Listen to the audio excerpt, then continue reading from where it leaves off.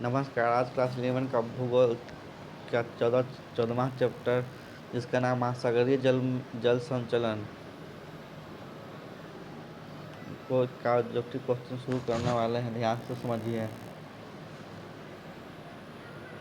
मा- महासागरीय जल की ऊपर एवं नीचे नीचे गति किससे संबंधित है? ज्वार से। विद्युत ज्वार आने का क्या कारण है? सूर्य और चंद्रमा का पृथ्वी पर एक ही दिशा में गुरुत्वाकर्षण बल। पृथ्वी तथा चंद्रमा की न्यूनतम दूरी कब होती है? उपभू के दौरान। पृथ्वी उपसौर की स्थिति कब होती है? जनवरी में। लघुत्तरीय प्रश्न। तरंग क्या है? तरंग ये वास्तव में ऊर्जा है, जल नहीं, जो कि महासागरीय सतह के आर पार गति करती है। जल कण छोटे वृत्ताकार रूप में तरंगों में गति करते हैं।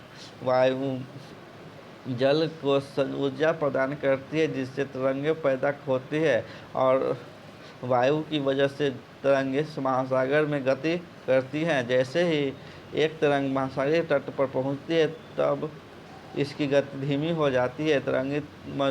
जब बड़ी तरंगें खुले महासागरों में पाई जाती है, तरंगें जैसे ही आगे की तरफ बढ़ती है, वो बड़ी होती जाती है। महासागरीय तरंगें ऊर्जा कहाँ से प्राप्त करती है? महासागरीय तरंगें वायु से ऊर्जा को अवशोषित करती है। वायु जल को ऊर्जा प्रवाहित करती है, जिससे तरंगें उत्पन्न होती है। वायु की वजह से तरंगें महासागर में गति करती है और तथा ऊर्जा तट रेखा पर निर्मुक्त होती है। ज़्यादातर तरंगें वायु के जल के विपरीत दिशा में गतिमान होने से उत्पन्न होती है। ज्वार भाटा क्या है? चंद्रमा एवं सूर्य के आकर्षण की वजह से दिन में एक बार या दो बार समुद्र तल के नियतकालिक उठना और गिरना ज्वार भाटा कहलाता है। जब समुद्र का जल समुद्र तल से ऊपर उठता है, तो उसे ज्वार कहा जाता है, तथा जब समुद्र का जल नीचे की तरफ होता है, तो उसे भाटा कहा जाता है। ज्वार भाटा उत्पन्न होने के क्या कारण है? ज्वार भाटा उत्पन्न होने के कारण चंद्रमा के गुरुत्वाकर्षण की वजह से और किसी हद तक सूर्य के गुरुत्वाकर्षण के माध्यम से ज्वार भाटाओं की उत्पत्ति होती है। दूसरा कारक केंद्रीय बल है, जिसके द्वारा गुरुत्वाकर्षण को संतुलित किया जाता है। गुरुत्वाकर्षण बल तथा अपकेंद्रीय बल दोनों मिलकर पृथ्वी पर दो महत्वपूर्ण ज्वार भाटाओं को उत्पन्न करने के लिए उत्तरदायी है। चंद्रमा की तरफ आ वाले पृथ्वी के भाग पर एक ज्वार भाटा उत्पन्न होती है। जब विपरीत भाग पर चंद्रमा का गुरुत्वीय आकर्षण बल उसकी दूरी की वजह से कम होता है, तब अपकेंद्रीय बल दूसरी तरफ ज्वार उठता है। ज्वार भाटा नौसंचालन से कैसे संबंधित हैं? ज्वार भाटा नौसंचालकों व मछुआरों को उनके कार्य संबंधी योजनाओं में सहायता प्रदान करते हैं। नौसंचालन में ज्वारीय प्रवाह का बहुत अधिक महत्व है। ज्वार की ऊंचाई बहुत ज़्यादा आवश्यक है। विशेष नदियों के किनारे वाले बंदरगाह पर ज्वारोन्मुख के अंदर, जहां प्रवेश द्वार पर पिछली रोधिकाएँ होते हैं, इसको नौकाओं तथा जहाज़ों को बंदरगाह में प्रवेश करने से रोकती है। जिस नदी के समुद्री तट के मुहाने पर बंदरगाह हो तथा जब ज्वार आता है, तो बड़े बड़े जहाज बंदरगाहों में प्रवेश कर जाते हैं। साधारणतः भारत की हुगली नदी के तट पर स्थित कोलकाता बंदरगाह है।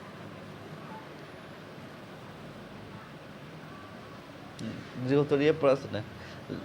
जल धाराएं तापमान को कैसे प्रभावित करती है? उत्तर पश्चिमी यूरोप के तटीय क्षेत्रों के तापमान को ये किस प्रकार प्रभावित करती हैं? जल धाराएं तापमान को प्रभावित करती है। इसके लिए इसके अंतर्गत जलधाराएं ज़्यादा तापमान वाले क्षेत्रों से कम तापमान वाले क्षेत्रों की तरफ, इसके विपरीत कम तापमान वाले क्षेत्रों से ज़्यादा तापमान वाले क्षेत्रों की ओर बहती है। जिस समय धाराएं ये एक स्थान से दूसरे स्थान पर पहुंच तरफ प्रवाहित होती है, तब ये धाराएं एक स्थान से दूसरे स्थान की ओर बहती है तो ये उन क्षेत्रों के तापमान को प्रभावित करती है।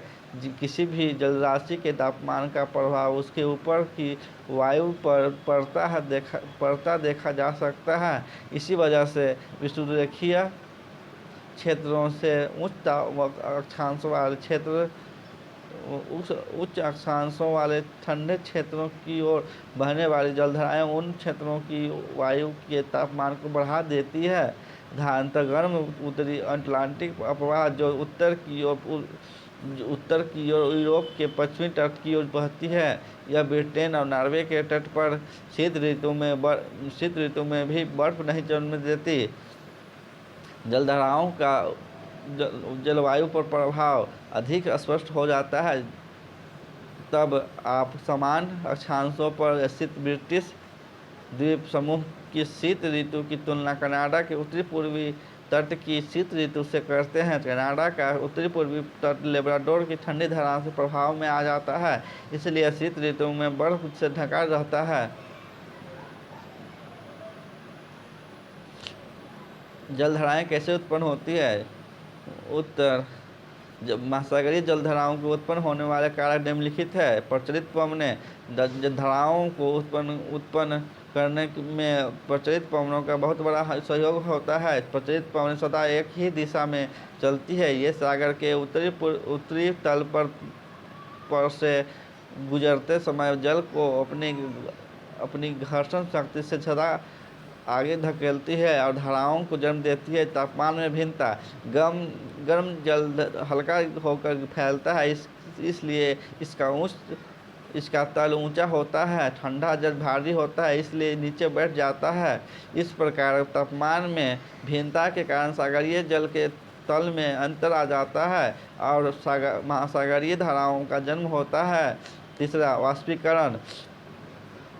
जिन स्थानों पर वाष्पीकरण ज़्यादा होता है वहाँ पर जल का तल नीचे हो जाता है और संतुलन बनाए रखने के लिए वहाँ अन्य क्षेत्रों से जल एकत्रित होना आरंभ हो जाता है। इस प्रकार एक धारा उत्पन्न होती है। लवणता में अंतर, अधिक लवणता वाला जल भारी होता है, इसलिए नीचे बढ़ जाता है। उसका स्थान लेने के लिए कम लवणता वाले घनत्व वाले जल आता है और धारा बन जाती है।